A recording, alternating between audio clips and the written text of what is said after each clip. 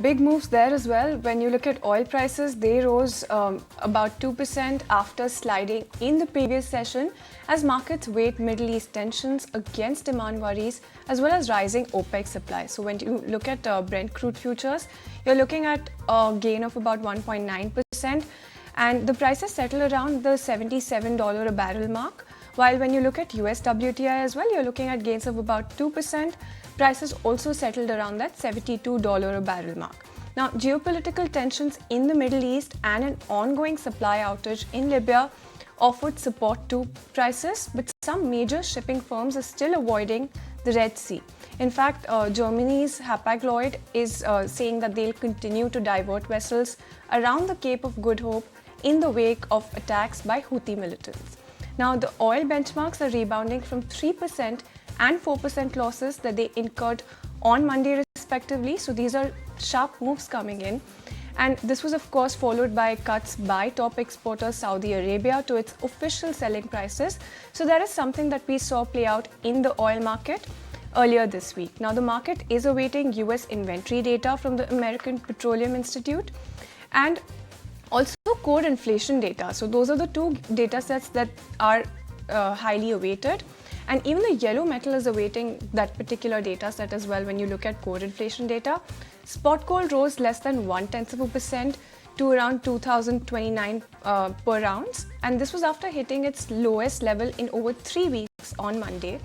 But it'll be key to watch that particular data set staying. Absolutely, so all eyes will be on that. And now that you've mentioned about oil, let's also take a look at all the important events that you need to be tracking for today.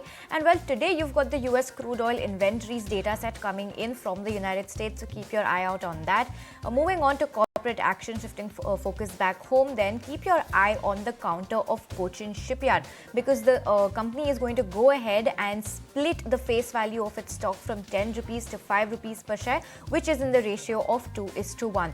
Now, another counter that will be in focus today is Grasim because the stock will start trading ex rights today. The company has gone ahead and announced the rights issue, so today is the record date for that as well. When it comes to other events, then starting today till the 12th of this month, you've got the Vibrant Gujarat Summit kicking off in Gandhinagar in Gujarat. So keep your eye out on that. Lots of deals are expected to take place over there. And Bank of England Governor Andrew Bailey will also be speaking, so watch out for that commentary. And the India-UK FTA dialogue will be reaching its final stages today, so it will be key to watch. So Shreyansi, lots of cues to watch out for in trade today. Absolutely, and let's also see what's happened kickstarting the day with global macros. Then the US trade deficit has unexpectedly narrowed in November, reflecting an increase in exports of cars and services. Despite the November decline, merchandise imports remain elevated against a backdrop of resilient consumer spending.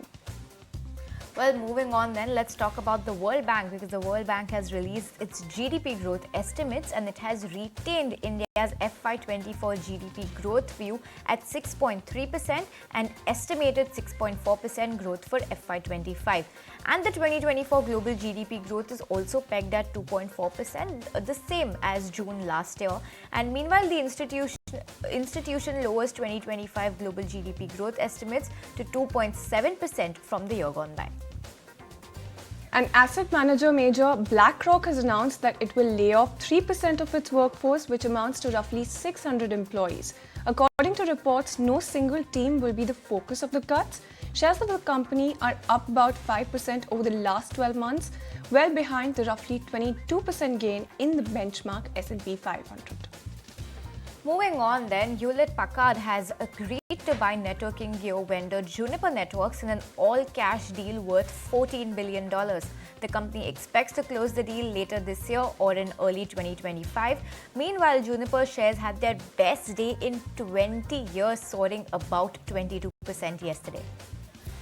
And Boeing chief David Calhoun makes first public remarks since the mid-air accident, acknowledging the company's mistake. Also said that the company staff is cooperating with regulators so as to never repeat the mistakes.